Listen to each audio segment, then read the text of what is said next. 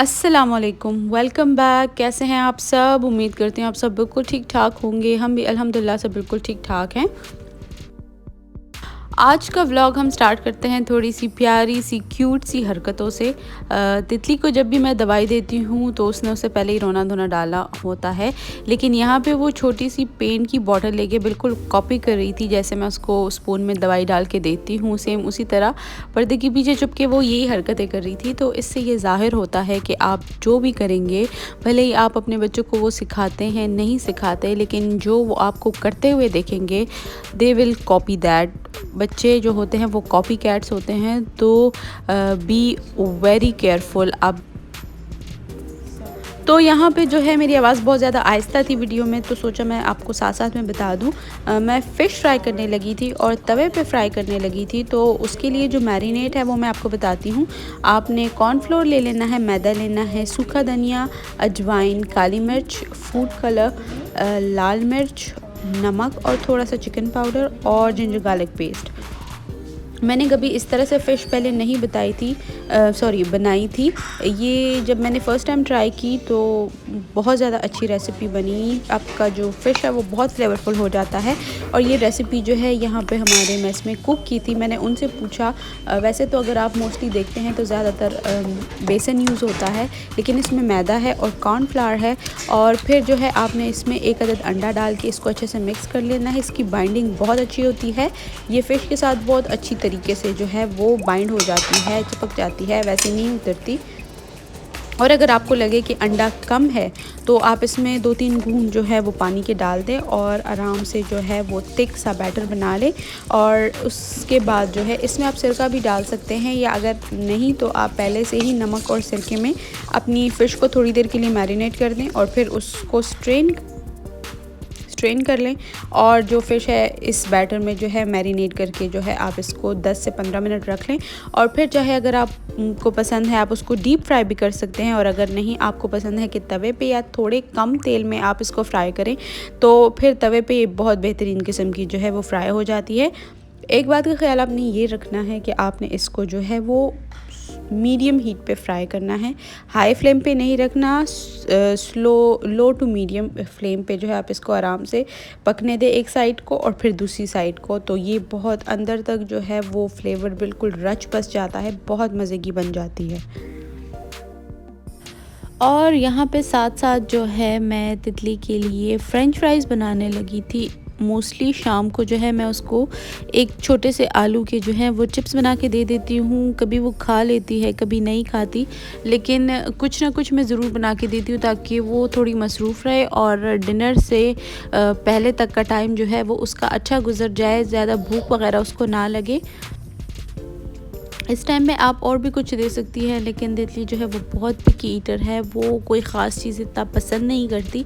इस वजह से बस फ्रेंच फ्राइज़ ही मैं उसको बना के दे देती हूँ।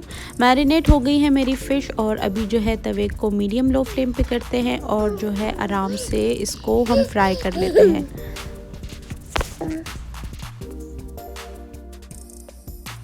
So the fish is sizzling in the oil. और इस टाइम मैं स्लोमो बना रही थी तो उसकी आवाज़ ही कोई ठीक तरीके से रिकॉर्ड नहीं हुई, लेकिन ये शॉट्स बहुत अच्छे आए हैं और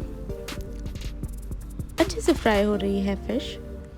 आप लोग बताएं, आप लोगों को फ्राइड फ़िश पसंद है, डीप फ्राइड फ़िश पसंद है, या फिर बारबेक्यू फ़िश पसंद है? वैसे बारबेक्यू फ़िश जो है वो सबसे हेल्दियर ऑप्शन है एज़ कम्पेयर टू तवा और डीप फ्राई वाली।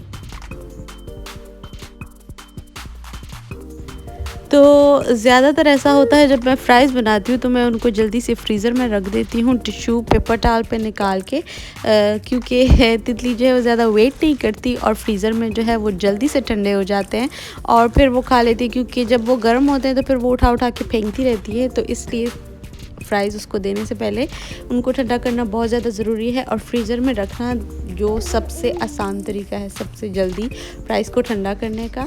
और यहाँ पे जो है मैडम जो है वो पोइम्स देख रही हैं और साथ में जो है फ़्राइज़ एंजॉय कर रही हैं। और देखते ही देखते जो है हमारी मज़ेदार किस्म की क्रिस्पी फ्राइड फ़िश जो है वो रेडी है। और इसके बाद जो है हमने डिनर किया और अब हम नेक्स्ट डे का व्लॉग देखते हैं। मैंने ग्रोसर ऐप से ग्रोसरी जब की थी तो उसमें मैंने जो है वो कोकोनट भी मंगवाया था, और ये मेरा बेटा क्या हो गया है, ये मेरा फ़र्स्ट टाइम था कि मैं ख़ुद कोकोनट ओपन कर रही थी। मुझे कभी एक्सपीरियंस नहीं हुआ। हमेशा बाज़ार से ओपन ही मिल जाता है या मोस्टली जो है वो ड्राइड फॉर्म में ही होता है। तो इस तरह से फ्रेश कोकोनट काटना जो है पहली दफ़ा था, तो आपको अंदाज़ा होगा देख के कि किस कदर सख्त मेहनत वाला काम है ये। जिनका काम है लाइक जो लोग कोकोनट बेचते हैं उनको आता होगा, उनके लिए आसान होगा, लेकिन मेरे लिए बहुत मुश्किल था। इतना मुश्किल से तो मैंने उसमें से कोकोनट वाटर को एक्सट्रैक्ट किया, और बाकी का आप देखते जाएं कि मुझे कितनी मुशक्क़त करनी पड़ी। मेरे हाथ बहुत ज़्यादा दुख गए थे क्योंकि बहुत ज़्यादा हार्ड था। और अल्लाह ताला की कुदरत है ना, कुछ फ्रूट्स ऐसे होते हैं, अल्लाह ताला ने कितने हॉल और कितनी हार्ड चीज़ के अंदर जो है उनको छुपा के रखा होता है। तो सुभान अल्लाह, अल्लाह ताला की कुदरत है। कुछ फ्रूट्स होते हैं बनाना जैसे जो कि बहुत ही सॉफ्ट होते हैं, और कुछ देखिए कोकोनट जैसे वो फ्रूट होता है जो कि हथौड़ी से भी नहीं खुलता ना। आखिर में हमें बहुत मेहनत करके जो है हमने खोला। मैं चाह रही थी इसका कवर पूरी तरह उतर जाए, लेकिन वो कवर भी टूट कर उतरा। बिल्कुल एक समान जो है वो नहीं उतर सका। आखिर में थक हार के मुझे जो है अपने हेल्पर की मदद लेनी पड़ी, और फिर औरतों के हाथ में और मर्दों के हाथ में फ़र्क तो होता ही है। तो फिर उन्होंने आखिर में खोल ही दिया कोकोनट पे। मैंने कट कर लिया, कट करके रख दिया। लेकिन यकीन माने जो ड्राइड कोकोनट होता है और उसके मुकाबले में जो फ्रेश कोकोनट होता है, इन दोनों के टेस्ट में ज़मीन आसमान का फ़र्क होता है। और दोनों की न्यूट्रिशन वैल्यू होती है, लेकिन जो फ्रेश है वो थोड़ा सा ज़्यादा बेहतर होता है। आप उसको आसानी से कंज्यूम कर सकते हैं, वो दिल पे बोझ नहीं करता, फ्रेश होता है। इसी वजह से मैंने सोचा ये ट्राई करते हैं, लेकिन पानी इसमें बहुत कम था। और साथ ही साथ में जो है मैंने छली भी मंगवाई थी। मैं सोच रही थी उनको बॉईल कर लूँ, लेकिन आप यकीन करें जब मैंने उन पर से छिलके उतारे ना, वो अंदर से बिल्कुल तुक्के जिनको कहते हैं उस पर कुछ था ही नहीं। सिर्फ 2 छलियाँ ठीक थी जिस पर से ये थोड़े बहुत दाने उतर गए थे, और बाकी 2 जो थी वो तो बिल्कुल बहुत कच्ची थी छलियाँ। तो मैंने सोचा चलो मैं इसको थोड़ा सा रोस्ट करती हूँ, लेकिन सिर्फ ऊपर से जल गया, लेकिन टेस्ट कुछ भी नहीं आया क्योंकि इसमें वो थे ही नहीं, दाने थे ही नहीं। और जो बाकी के दाने थे वो मैंने तवे पे ही उनको रोस्ट कर लिया, और यही हमारा डिनर था।